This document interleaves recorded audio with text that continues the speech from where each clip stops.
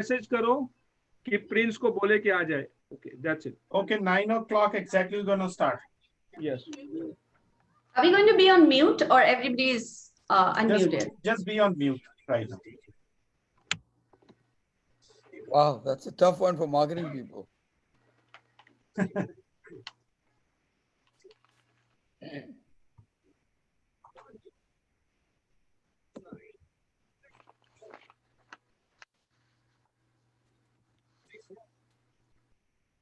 there is more reasons for you to call your loved ones to the US. If medical insurance was what was stopping you from calling your loved ones to visit you, please stop what you're doing and listen to this piece of news. Now you can quote, compare, and buy visitor insurance online at visitorplans.com with full pre-existing condition benefit. That's right, full pre-existing condition benefit. Full pre-existing care for vehicles included telesurgery and dental at no additional cost. Better network available nationwide for doctors and hospitals. We help trust. Call us now for visitor insurance 855 visitor or 510-253-1180 or visit visitorplans.com. In the entire Bay Area.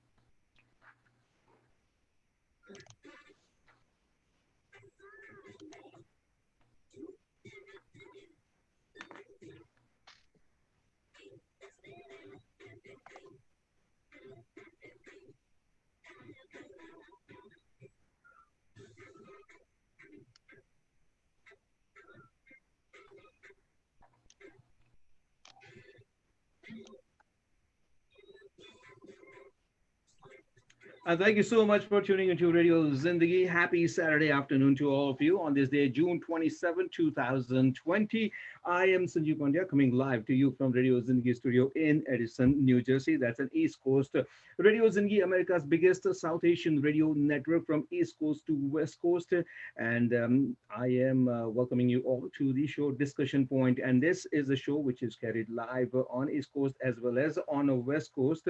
On the West Coast, Radio Zingi is live on 11:70 a.m. and here on East Coast, 5:40 a.m. New York, New Jersey, Connecticut, 11:70 is in the West Coast, and then 13:10 a.m. Parsippany, Morris County, and then 96.7 FM, Edison, Middlesex County. Radio Zindagi app for your smartphones, streaming live on radiozindagi.com. That's Radio Zindagi for you 24/7, and our Facebook page is Radio Zindagi Tri-State. This discussion point, you can watch it live on the Radio Zingi's Facebook page, and obviously you can hear it live also on the Radio Zingi on the East Coast and the West Coast. This is a show in which we bring in experts on our panel, and those experts, they share their views and suggestions and the comments about the topic that we discuss. And today in the discussion point, we're going to be discussing role of marketing to rebuild business.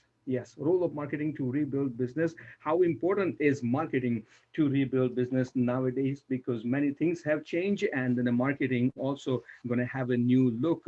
So for that, on today's panel, the individuals who are joining us is the first of all, let me go to West Coast and let me welcome Mr. Zain Jiwanji, who is on the advisory board for Rand Group. He's also founder of Visitors Insurance in the USA. That was back in 1984. He is the one who basically played an instrumental role in changing insurance, online insurance for the visitors, for the medical and the travel. A very, very impressive, background that he has from 1984 till 2020. He's been part of many companies that he started online. So Zan is with us. I'd like to say hello to Zan. Zan, welcome to the discussion point on Radio Zingi. Thanks, Sanjay. Thanks for having me on such a prestigious panel. Embarrassed to be in front of Sachi and Neil and Gaur when he comes up. I'm no way in that caliber, but pleasure to be on. No, thank you, and then good to have you. Thank you for your time. Next is Sachi Amin, who's got 12 years of experience, integrated marketing and a brand advisor, and she's with IMC Consultant, TDW, and Co. Sachi, welcome to the show. Welcome to Discussion Point. Your Thank you mic, so much. yes, good to have Thank you. you so much. Yeah, thank you so much, Sanjeev. I'm sure it's going to be a learning experience. I'm so looking forward to this panel discussion. And Zain, there's so much to learn from you. It's inspiring enough to have you on board and really humble introduction. So thank you so much to all of you. I really look forward to this. Likewise, next I'd like to introduce Mr. Neil Trivedi of Trivedi Law Firm based on Long Island. He's been an attorney for 20 years, and he's one person that he reaches out the community, and especially during pandemic, more than attorney, I think as an advisor, he played a very instrumental role in guiding the members of the community, from stimulus packages to what's good, what not. So it's a pleasure to have him also. Neil, welcome to the show. Thank you very much. Thank you. All right, and I think we're waiting for Mr. Prince Grover of Honest Restaurant. He's the entrepreneur. Either he has joined in, or maybe he's going to join in very, very soon. So when he joins in, we're gonna welcome him as well. All right, all of you, very accomplished, successful in your own fields, in your own career and everything, and knowing marketing very, very well. In today's show, let's discuss how to, role of marketing to rebuild business, how to rebuild business using marketing, because marketing is the most important tool, nowadays, because if you are not targeting, certain group of individuals with your product or services, then it's not going to be very, very effective. So we're going to start with Mr. Zen, who's got the most experience when it comes to marketing, been very, very active since last almost 40 years. So Zen, as you started Visitor Insurance back in USA, what kind of marketing role that was played at that time, and how it's going to be different now? Thanks a lot, Sanjay, for that very elaborate introduction. Half of it is exaggerated, because you can exaggerate anything Yes. on the internet, which leads to marketing. And I'll be brief on my own introduction. My story begins at age of 15 when I started my first company, 16 when I started my first company way back in South Asia, in Pakistan, in Karachi. I started the clothing fashion industry at that time, because there was a vacuum, and the war had broken up India and Bangladesh and Pakistan into two separate entities. The new president or power, Zulfikar Ali Bhutto, nationalized everything. And at the age of 16, after doing my O levels from Cambridge, we were left bankrupt. We were in shipping. We had no money. So I opened up my first company in fashion clothing when there was no fashion clothing in Pakistan. So that was my first invention, in men's clothing. Then in 83, tragedy struck me. From 1981 to 83, I lost my first daughter in Pakistan, in Karachi. Then I lost my mother, my father, and then my daughter was born, Zainab, who now lives in Silicon Valley with me, has two great grandkids. And my third child was born, Ali, who had a medical illness, and we brought him to the US for medical treatment in San Francisco. Right. In the early 80s, before the internet explosion. So where marketing comes in is, my son unfortunately died, and we in-laws got us, and he's buried here in Silicon Valley, and I was left with about 120,000 of bills. There was no company at that time in the US that insured people who come into the US. So what we did, I thought, this is unbelievable that the world's largest GDP doesn't have a solution for this. Being an economics major from Cambridge, I said, hey, this is easy. Why don't I create one? Well, I did create one company to insure people who come into the US in 1984, 85, very early. However, there was no customers to be reached out to. There was no internet.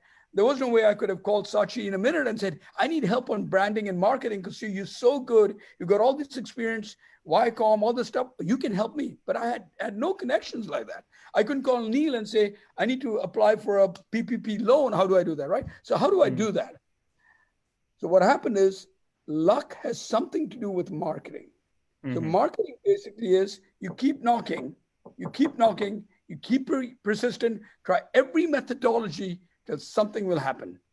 And I'm writing a book right now. It's called I Get Everything 3 Days Before I Need It. And that's my title of the book. And that's because you're doing it and you'll get it. So what happened to the Silicon Valley is startup companies started growing up in the late 80s, early 90s, software companies. They would hire H1 workers, and Neil will probably confirm this because he's an attorney. The companies would employ the employee, not provide any medical for the spouses. And voila, we were the only company in the country that could insure anyone without a social security number with pre-existing condition. Really? And GG became a household name. So luck has got to do a lot with marketing.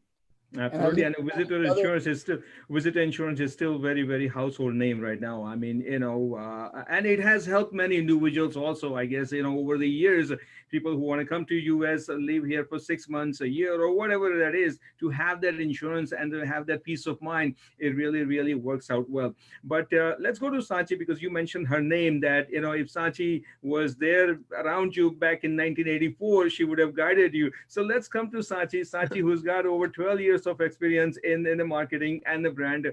Sachi, tell us, how important or how crucial, rather the word I like to use, how crucial marketing is going to be now to rebuild businesses. Well, Sanjeev, I particularly feel that I want to actually begin by saying that marketing is not an option. It's actually a smart investment, and it's even more relevant now as many businesses look to recover and rebuild. Because this is a recovery phase. We almost forget that to rebuild, we need to recover. And recovery cannot happen if you don't track how consumption patterns have changed. We've seen a shift in consumption patterns. They have evolved. Even in the past few months, it's been so quick that we've seen how people have changed their preferences. What was actually an essential is now indulgent. ये Frank जो इकराम है ये इसका नाम a complete shift. We see that how Frank इकराम मुझे नहीं consumption पता patterns have seen that shift. Neeraj, can you mute yourself? I think you're coming on air. Yes, ये जो चश्मा लगा के है I think he's oblivious to the fact that his mic is on and he's on the phone. Sachi, just sorry about that. There's no way we can. अच्छा ये अपने computer से खुद पिक नहीं करता NEEL Okay. I think he's on the phone with somebody and having that name corrected something. But anyway, Sachi, sorry about that. I think he has muted his microphone. Go ahead. All right. Okay. So. और company का नाम क्या है? Wait. Oh my God. And he is the host, so there's nothing I can do from my end here. I'll text him. Don't worry. Sachi, go ahead. Sachi, go ahead. Okay. All right. Go ahead, Sachi. So sorry about that. Go ahead now. That's okay. So it's really important, like I was saying, track how consumption patterns have evolved and shifted, how customers reassess their priorities, because priorities have also changed. We also see a change in how people are buying, how people are buying products or services. What was once essential, what was once indulgence is now essential. So, or what was once essential is now probably not even on the list. So we have seen a marked change there. We've also seen how consumers are reallocating funds, switching brands, and redefining values. So a detailed review of the journey from what was to what is will help us course correct and go a long way in tailoring the marketing plan. I would also like to mention here for all our listeners is that I've always been a strong advocate of segmentation based on consumer psychology. A lot of times, most of our business are based on demographics, on it's a male or a female or what's the age group, but I feel it's important to get deep into consumer psychology if we are to offer any value as we go about rebuilding.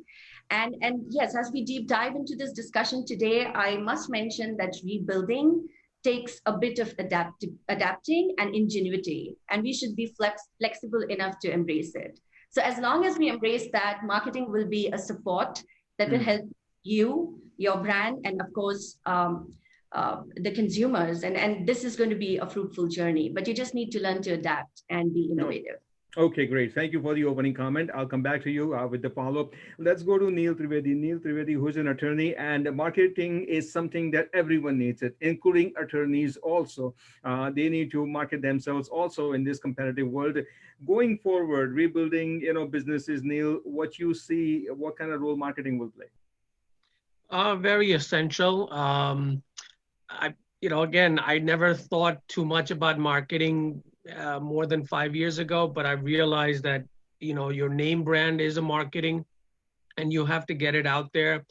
There is a long-term marketing goal as well as a short-term. There's a mass marketing as well as personable marketing that is very important. And I think that, yeah, I mean, marketing in every possible way. It could be as simple as a text.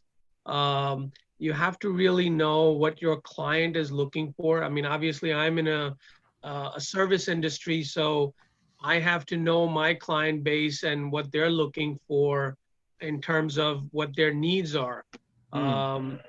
Even when I was sitting around in March and April, I was just communicating by talking, texting, Facebooking, just evaluating everything. And basically now, the marketing has to change a little bit. But there has been a transition even before COVID, and it's just going to take more of digital marketing that will come more of a role. Instead of having like a face-to-face marketing seminars, maybe now it's more of a digital seminars that you're going to have. So it will change, and we have to adapt to it. And as a service industry attorney, I have to adapt to it. Absolutely. Let's move on. I'm not sure if Prince Grover has joined in, an entrepreneur based on Long Island, New York, and owns a honest restaurant. I'm not sure if he's with us, but if not, then I guess when he's with us, he can just come and say hello in between the show. Now, anyway, so let me start by saying this: the what I believe the aim of marketing is to know and understand your customer in a way so well that the product or services that can sell by itself, meaning your marketing should be so effective and so powerful, whether you're following this segment, whether you're following the age group, whether you're following the communities likes and everything, right? And then you have this content networking, then you have digital, and then you have networking, and everything combined, all this together. Why are we focusing more on marketing to rebuild businesses? Is it because we want to bring in new clients, or whether we want to bring clients or customers from our competitors? Sachi, what do you say to this question? Sanjeev, that's a pretty good question, and I feel that marketing goals differ from brand to brand. Every brand has its own need for marketing, but as we rebuild businesses, I feel what's important to note here is that brands really need to safeguard their high earned brand equity. We must remember there's already a positive brand connect that the brand has established. There's already a brand equity that's there, even though we feel as a lot of businesses may be feeling the downturn very heavily, we still need to understand that from a marketing perspective, we need to sustain.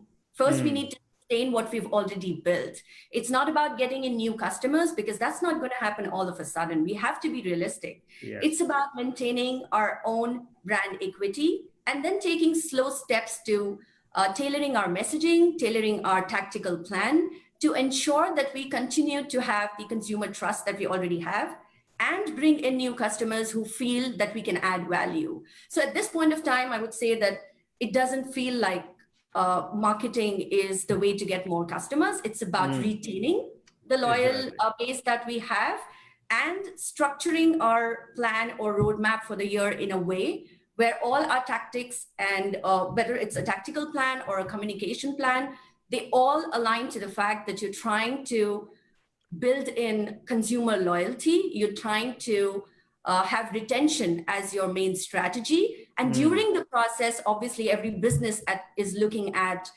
gaining new customers, but that's going to happen with time. If you're looking post COVID-19, it's better to be realistic, retain, and then maybe move forward. So I That's feel right. having new customer base is not really a marketing goal that any business that's looking to rebuild should have in the near future.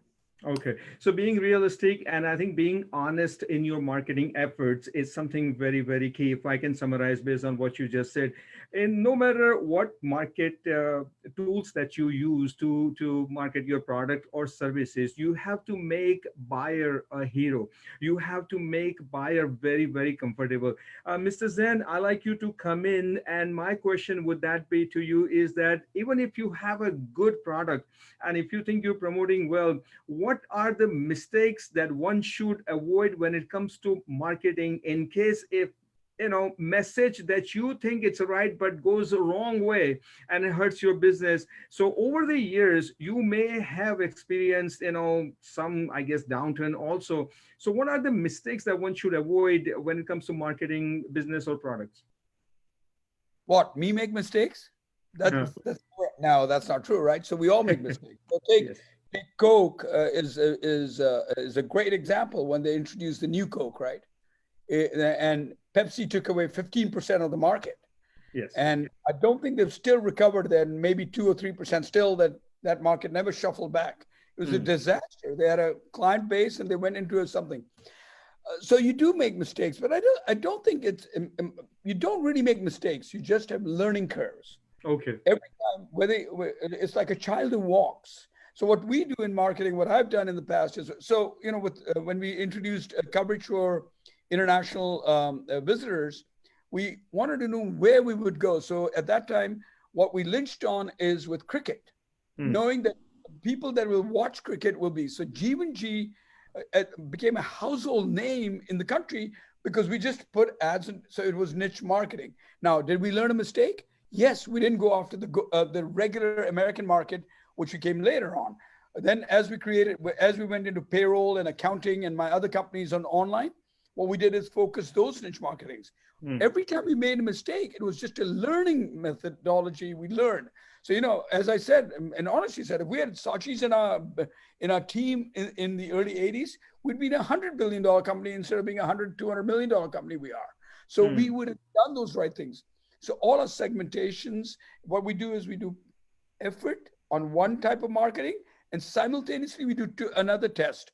So Google, when we started advertising on Google in, I think, 97, 96, very early in Google, early days, right? For the insurance industry, it was very early. And we were selling at that time, I think we was focusing on workers' compensation for international companies and group benefits for group companies. What we did is we did 10, 12 ads. And at that time, it was very different methodology. And we'd test every day. Every day at 4 o'clock in the morning, I'd get up and I'd look at all the pivoting results and say, this is doing better. Let's test this. Change the word. Instead of saying send, say receive and see what the results are. So it's a learning curve. I don't think you make mistakes. You just learn. But I'm not a marketing expert. I'm a lucky guy who just stumbles into things. Sachi and Anil and these guys would probably throw more light on that.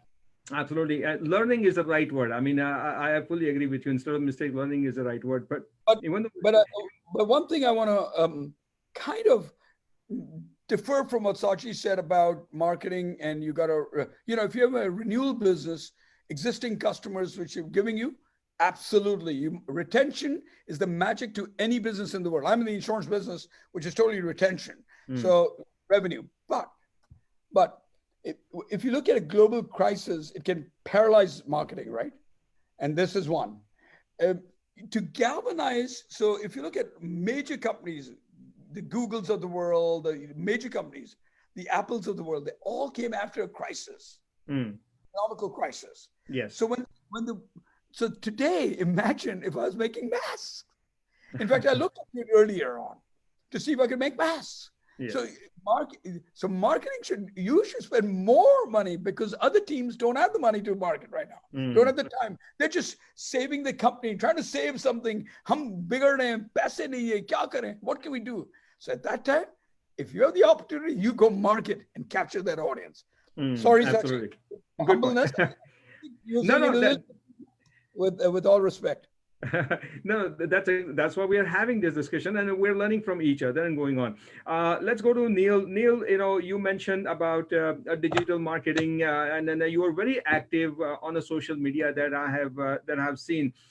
Do you think it's benefiting a lot to the people, being active on a social media and find a way to connect with individuals, not only your client, but a friend of a client or family member of a client, or somewhere you just keep sending out messages. Do you think it's really helping digital marketing? Yeah, absolutely. I mean, it just multiplies, right? You want to somehow keep yourself active. You want to, keep on texting, communicating. Not only your client, but hold on 1 second. Or family member of a client. I think I'm getting an echo of my own question. Okay, I think we're okay. Go ahead, Neil. Okay. No, I mean, you got to keep yourself busy and market it yourself with texting and have somebody else besides yourself also in your office or digital or marketing company that's third party that's helping you. But of course, it really multiplies, right? That's what they said, that one good deed does multiply to various people. I mean, I have heard so many good things about where my text or my information went out so many places. And nowadays on the phone, I mean, everybody has a group of some sort, and it just multiplies. And that's an easy way without really any cost to just let people know, and it just multiplies.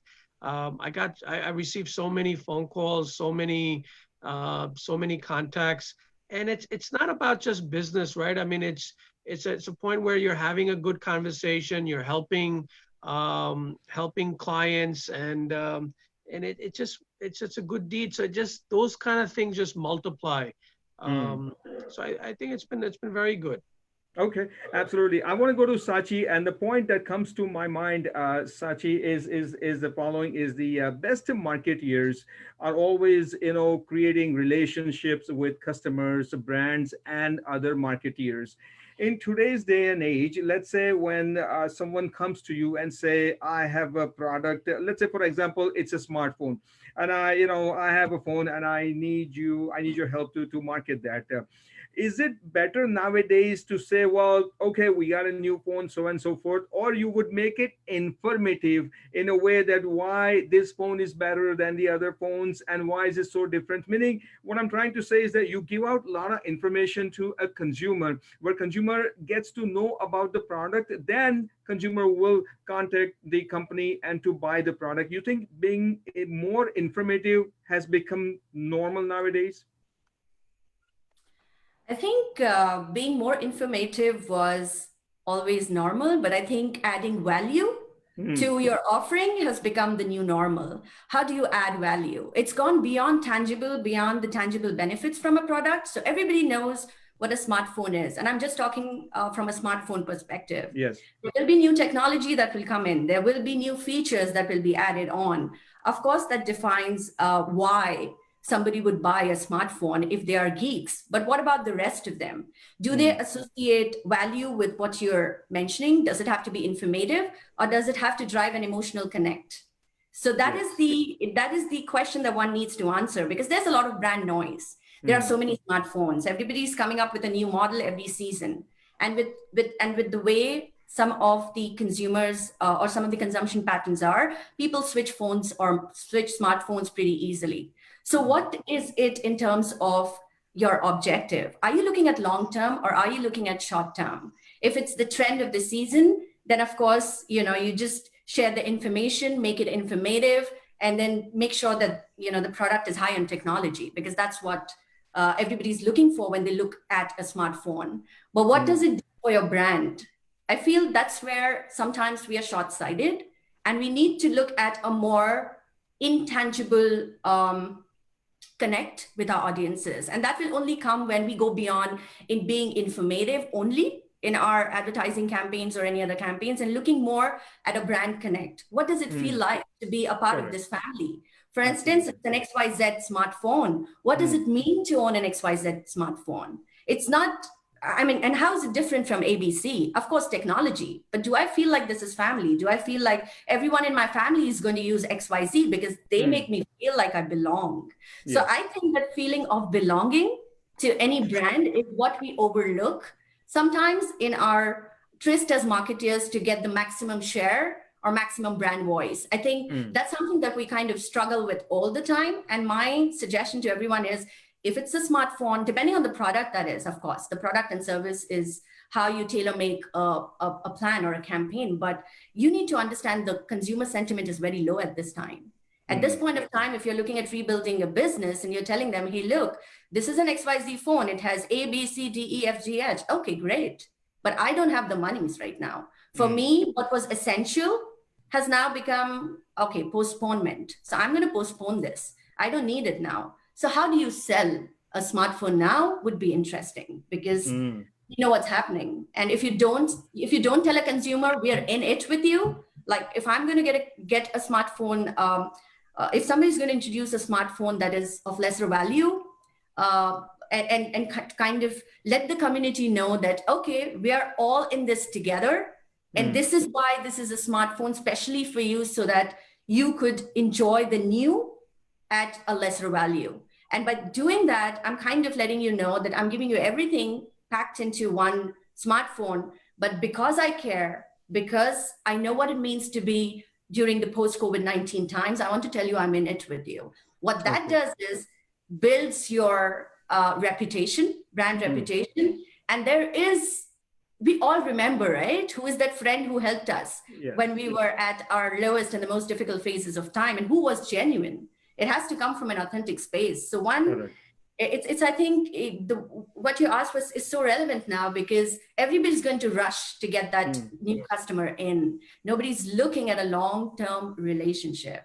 And this is a good time. Go beyond informative, get into the psychology of the consumer and build that. That is the key thing. That is the key thing. And that's why you have to make buyer a hero when you're targeting any campaign. Anyway, you actually raised some of the good points, and I want to come back to you in a second, but let me just let listeners know here on Radio Zindagi that currently right now on the East Coast and the West Coast, you tune to the discussion point on Radio Zindagi here on East Coast 5:40 a.m., 13:10 a.m. in Parsippany, and then 96.7 FM in Edison, as well as Radio Zindagi on the West Coast, 11:70 a.m. So America's biggest South Asian radio network. This is our weekly show, Discussion Point. And today the topic is role of marketing to rebuild business. How important is marketing to rebuild business nowadays? And we're joined by Mr. Zain from West Coast, and then Sachi Amin from East Coast, and Mr. Neil Trivedi, attorney of Trivedi Law Group here in East Coast. And we're waiting for Prince Grover, entrepreneur and owner of Honest Restaurant, scheduled to be part of it. I believe that he may join any minute. Listeners or people who are watching us on our Radio Zindigi's Facebook page, you can also post your comments and any suggestion that you have. Sachi, you mentioned a few things in here, and then I want to just slowly go to point. Since you are the one, let's say, if I may say, an expert in brand developing, because you have that experience. When I say expert, I'm giving you a little bit of an extra edge into this brand developing. All right. Mr. Zain mentioned Coke and Pepsi a little while ago. All right.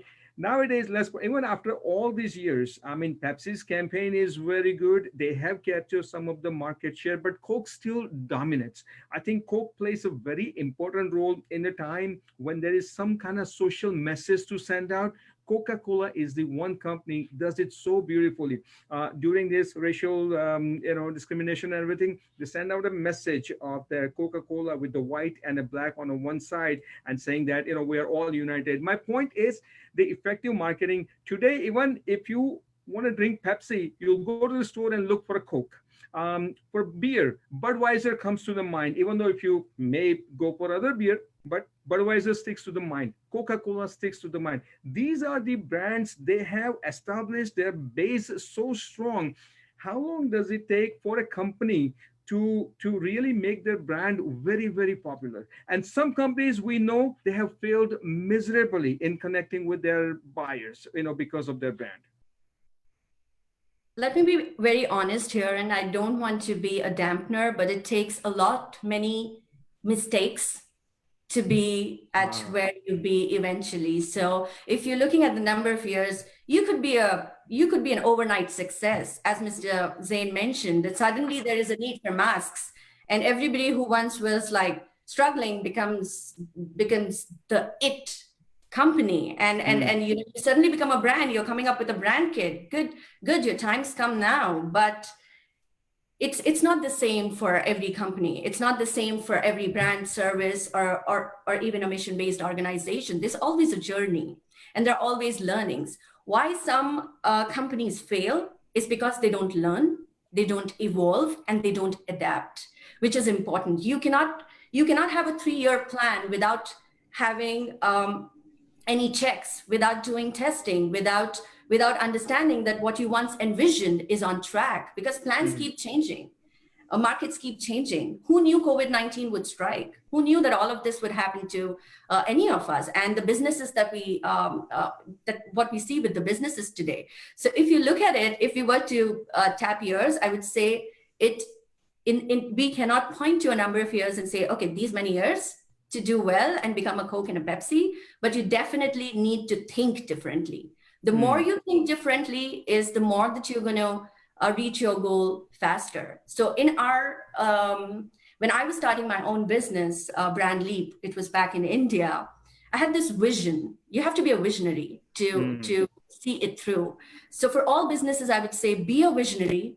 It is not the number of years, it is the number of hours of hard work that you're going to put in that's going to lead you there. And marketing is there to support you. So don't cut back on marketing budgets just because the time is not right. And I want to just share with you one of the quotes here, which I think will help you understand. It is a quote from Henry Ford. He mentioned, a man who stops advertising to save money is like a man who stops clock to save time. Yes, and I totally believe in this. And I'm not going to say that, you should advertise on this platform because, this is trending right now. You have to do this or you have to do that. You just have to have a robust plan that says in 1 year, I need to reach my milestone A. And from that milestone, build milestone B and C, whatever that is. So exactly, I hope I answered your question. So number of years, a number of mistakes. If you're making mistakes and learning, you're going to grow faster. And who knows, we might just have a new Coke Pepsi in the coming 6 months if they put their heads together to an effective marketing plan. Exactly. Let's go to Zen for a minute. Zen, in reference to what Sachi says and everything, why, South Asians and some businesses here in the USA, they lack marketing. Sachi made a point is that don't sacrifice your marketing dollars. Don't sacrifice your advertising dollars, because that's a key thing to reach out to your consumers. And then if you don't let your consumers know that you have this product or business, that means nobody knows about your business, then you can't complain if you fail into the business. So Zen, I want to reach out to you that why, there aren't enough money putting into marketing from our community. I think the basic concept is that the market, and I'm talking about US, I'm not talking absolutely about, US, yes. The rest of the world, because if you look at India today, it's at a different level of marketing. It's different. The ads you see, the productions you see, the spending you see is in millions and trillions of dollars, right? Versus in the US, all you see when you put on ZTV or you put on any one of these, you'll see a restaurant ad or a flower selling ad. You don't see Pepsi, Adidas, etc. So the reason is because we as consumers have not, as Sachi will probably may or may not agree, but she could throw more light on it, have not understood marketing. What is marketing? Marketing is not just getting a customer tomorrow morning and it's done. It's building a relationship, branding. Yes. Here in the Silicon Valley, we're questionably the most successful South Asians on the planet, collectively, with the highest income per capita, running billions of dollars of companies. We somehow don't understand marketing as much as we do. If you look at Google, if you look at Facebook, if you look at Yahoo, you look at Apple, you look at Microsoft, there was a marketing genius, and then there was really the guy who did all the work. Steve Jobs would go out and say, you can do this. I need these screens. You see these fishes floating. And Steve Wozniak was not known. Paul Allen of Microsoft, nobody's heard of, right? He's the one who did all the bullshit that Bill Gates would go and say his system could do. So the marketing guy is always known in every company. So one thing to the listeners, I'd suggest in today's time and world, there's a good book I'm reading these days. I just finished, Crossing the Chasm by Jeffrey Moore. Make sure you read that book. That's a good book to read on marketing. Back to where marketing should end and start. When do you stop marketing? Never. Never. Okay. Never. That's a key word. Yes. Never. So an engineer, for example, if you look at this hand of mine, and if you ask an engineer, can you turn your fingers? Engineer and probably Neil, the attorney, will say, no, you can't. Sachi will say, yes, say, there you go. You can turn it. He's a visionary. Yes. Pull the fingers in and turn it around. And so marketing people are very visionary. She's correct, 100%. You've got to be visionary because you think like this. Yes. So basically what you're saying is marketing is the enthusiasm that you transfer to the customer, and the more energy and more enthusiasm transfer to the customer will respond back very effectively. Yes, but it has to be backed. It has to be backed with transparency. Yes. A product doesn't fail. So when I go to New York and Neil takes me out to a restaurant, and I go and enjoy the food, I love it. I'll go sit in the dining table next week with all my other friends. I'll say, you must go to this India Gate. It's a great, great restaurant. If the food is bad, I may or may not say it. If the food is bad, I'll tell everybody. So if your product fails, that's the worst marketing you can do. Your product must deliver. And you must, and your management and top layer must understand at any cost, you must take care of your problems. Your service, if you're in the service industry, you get a problem. It doesn't matter what the cost is. You must take care of it because that's your marketing. Absolutely. One of the very popular quotes in the world of marketing is that in the good times, people want to advertise, but in the bad time, people have to advertise. I am leading that quote to Neil Trivedi, and I just want to let everybody know Neil, who's got very established practice in Jericho, Long Island, but he has already just recently opened up another office in the Queens, New York, right, Neil? Yes, right on Hillside Avenue. Congratulations. Park. Yeah, congratulations to you. That's the second location that you have opened up. How do you see marketing going to play an important role to promote that location? You're going to have to really market that location as well, right? Well, I mean, I basically have to just market myself, and then eventually, it's just a matter of scheduling it, right? So if people were to contact me and to make it convenient for them, I would say, look, instead of coming to Jericho, if it's too much of an inconvenient, why don't we meet in Floral Park? I mean, I always ask them, where are they coming from? And they say, well, I'm coming from Queens or Manhattan. And then I would step in and I say, look, instead of meeting me at my office, which may take a little bit of time for you to commute on LIE, Long Island Expressway, why don't we meet at this office in Floral Park or that office? I'm basically looking out for their interest, their concern, their effort. And so those are the things that help a lot. And again, like he said, it's like you're building your brand. You're building somewhat of a person that it not just looks out for his convenience, but more of a public's convenience, and an easy person to deal with.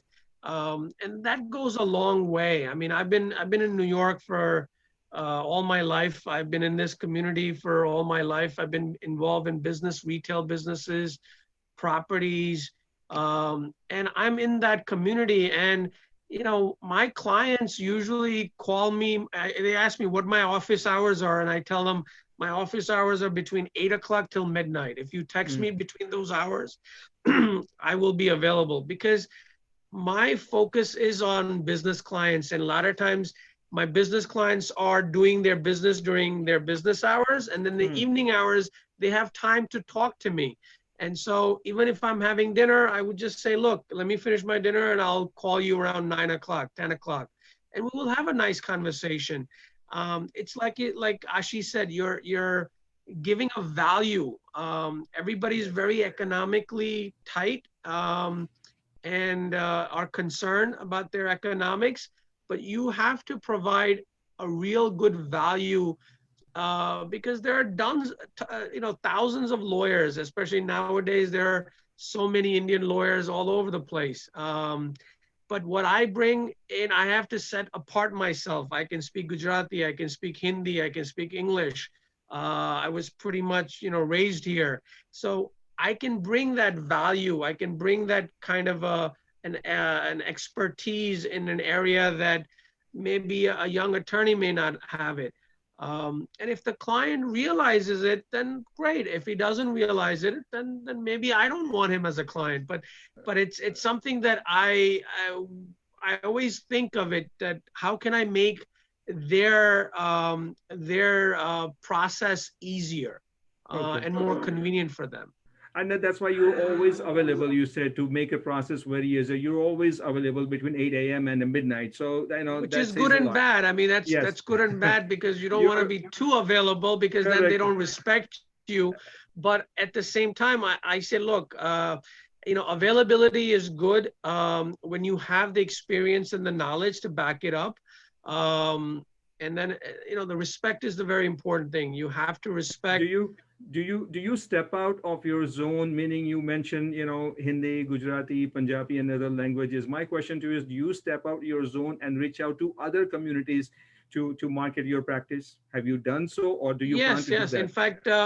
In fact, I had an attorney working for me, and because of this COVID, there were some personal issues with him. So then I hired a female, and now she's able to speak Spanish and Portuguese. And so that was something that I wanted to reach out and to the other communities as well. My business has doubled since I started talking Hindi. And even if the person is able to communicate in English, I throw in a word or two in Hindi to make the client feel comfortable. It's again, my whole practice and my service industry is all about relationships, right? I mean, it's all about relationships, about having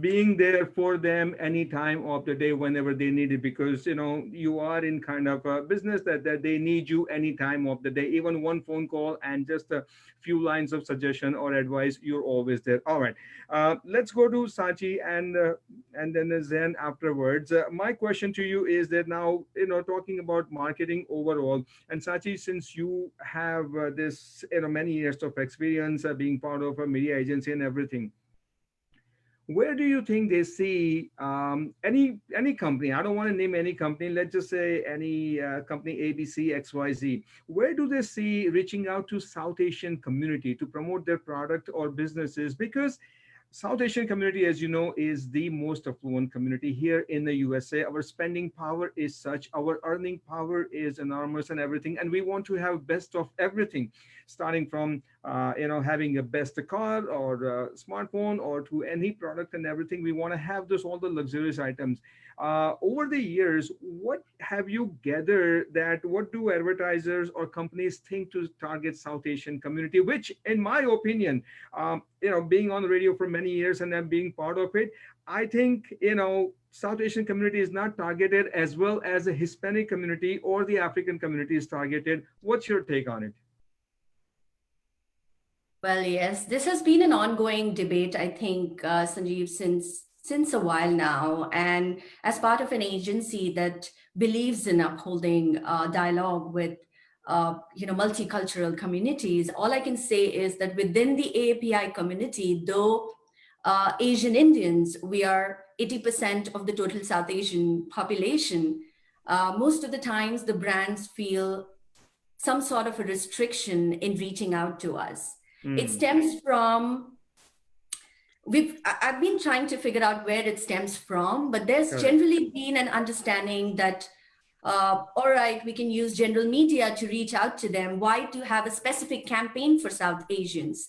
We could look at, if we have an X amount of dollars spent for the AAPI community, then let's look at that and figure out, where do we want to spend? Do we want to spend to communicating to Chinese audiences? Is it going to be Korean or is it going to be Asian Indian? So while companies and brands are yet to realize the potential opportunity that is there within the South Asian segment, I think the trends seem to be changing. While initially we used to see only brands like, I wouldn't like to name them, but we used to see automobile brands, insurance brands. They used to all target South Asians, and how they would target is through the medium of television. We've seen them doing TV ads, quite a lot of them actually. Every time they come up with a model, we have a campaign on especially the Hindi GEC channels that we have out here in the States. But what we've also seen is of late that a lot of other brands are realizing that it's important to reach out to the South Asian community, especially the Asian Indian community, which has the high buying power. Even if we look at the buying power, the numbers are pretty high.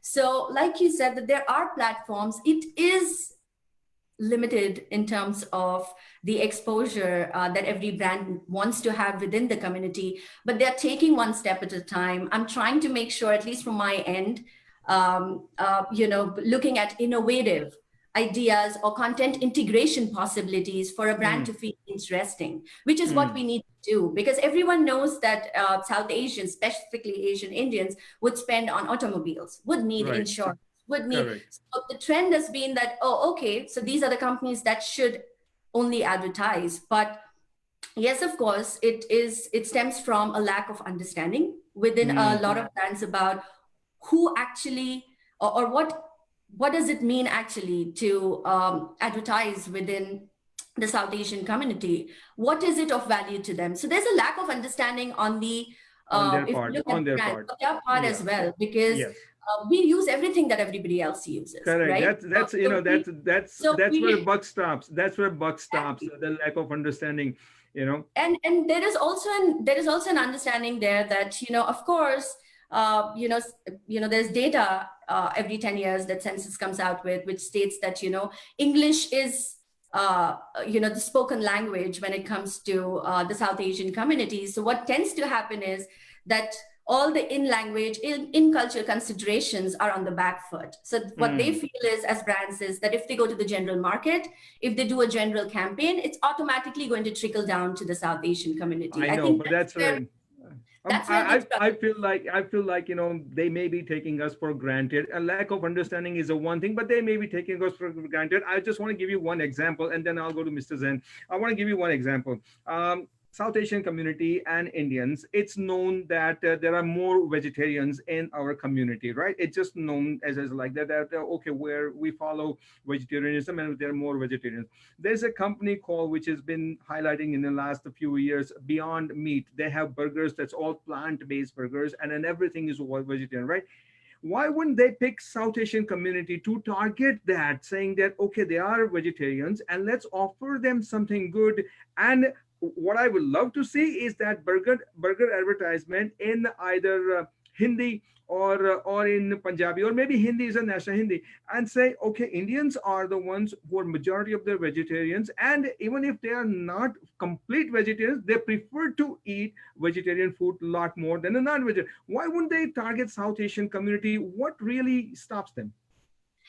I think that's a very valid question. We still have to figure that out. But on a large scale, I would still like to reiterate that I cannot promise that, but I think things are changing from where I can see. Brands are opening up to a lot more ways to communicate to the South Asian community. I understand the sentiments. At times we have certain advertising campaigns that really don't take into consideration the sentiments of communities, not only South Asian, but otherwise as well. But I feel that trends are changing. We're trying to, I feel if all of us come together as marketeers and be the voice for the community, it will be much faster. You take the lead.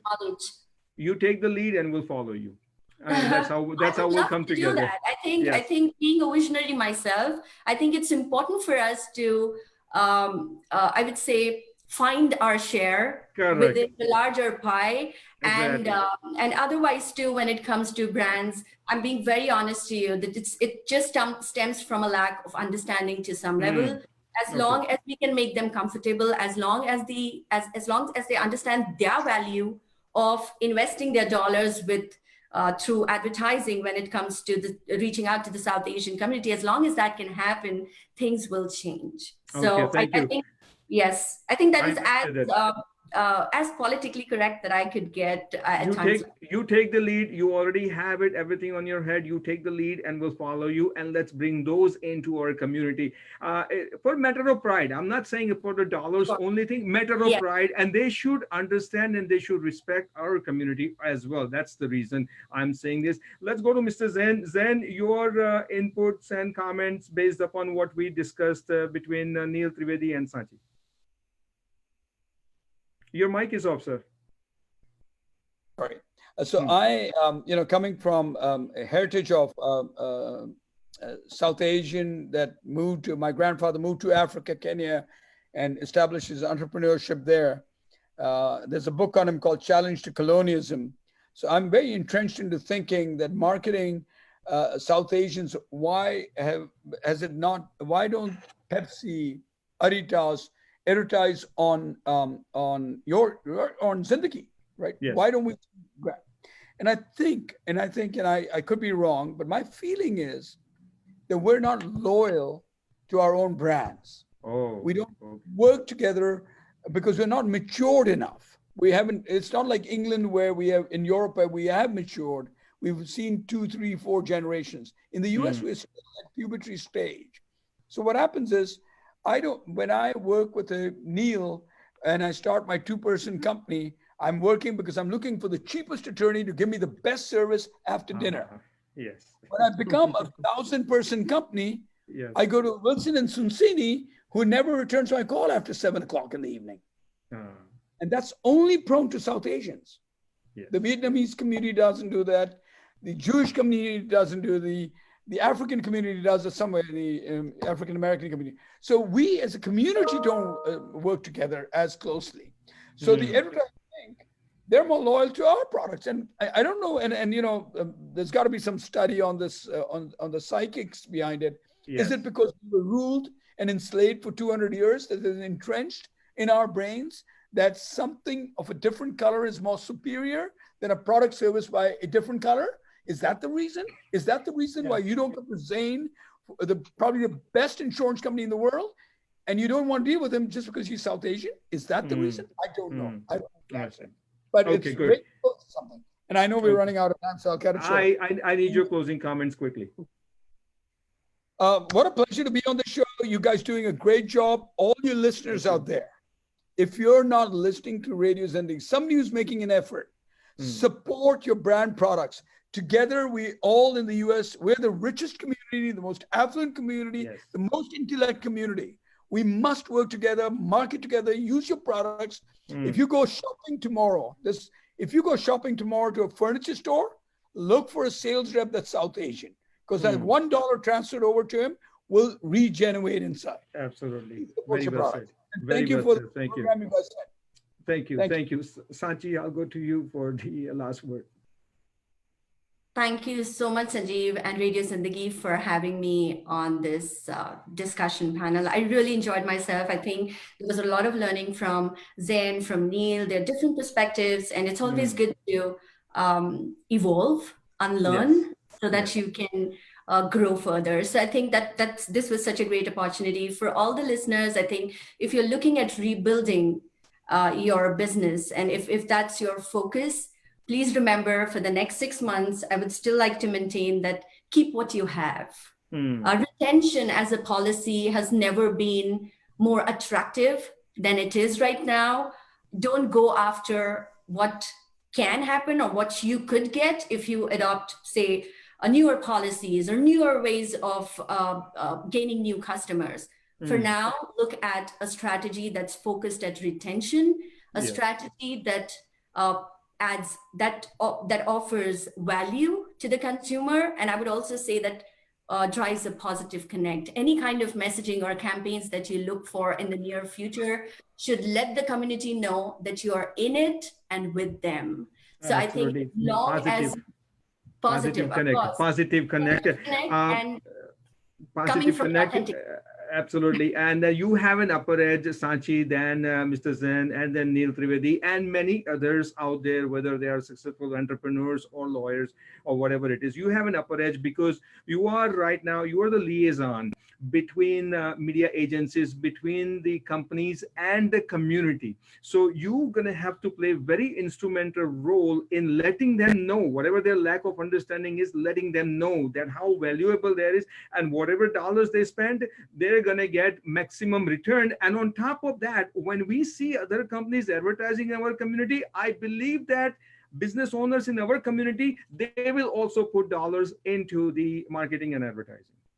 Thank you, Sanjeev, for posing that much faith in me. I hope I can stand up to that. But Sure. let me tell you, I'm on track.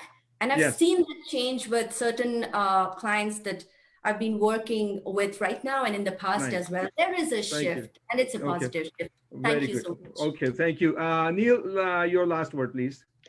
Well, thank you for having me. I mean, it's been very informative, and I appreciate it. And again, like to say, you got to build value, keep the clients you have, and then market as much as you can in every different platforms that are available to you, and just keep on going. I mean, and just keep on going forward. And like you said, even good times or bad times, you need to market as advertise. much as Yes. possible. All right, great. Thank you so very Thank much. you. Good luck to you with the second location, Mr. Zen, and then Sanchi and Neil. Thank you so very much on behalf of Radio Zingi East Coast and West Coast. Thank you so much for your time. All of you should be connected with each other in order to at least do something good for a community. And who knows, when the time comes, we'll have you back again on Discussion Point as well. Thank you. All right. Thank you so very much. With that note, we come to the end of the Discussion Point on Radio Zindagi. It is 1 o'clock Saturday afternoon. Ujjwal should be here for his show, Telugu show, Jan Ranjani, right now on Radio Zindagi 1 to 3. And then 3 o'clock onwards, top 30.